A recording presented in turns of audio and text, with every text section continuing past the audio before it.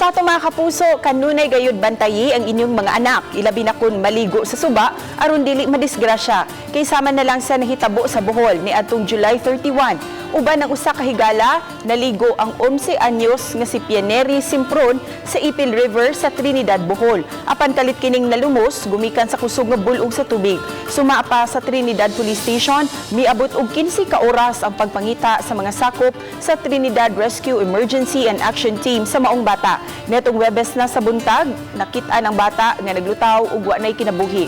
Suma pa walay kaubang hamtong ang mga bata sa ilang pagpangaligo. Moong pahimangno sa pulis nga bantayan ang mga bata, ilabi na sa pagkaligo sa suba.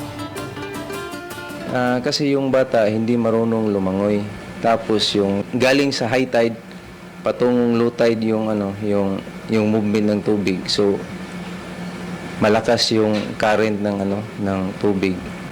Although na may tao sa bandang unahan pa, pero sa portion kung saan sila naliligo, sila lang talagang dalawa. So nung nalunod na yung bata, hindi siya yung kasama niya hindi kaagad nakatawag ng saklolo.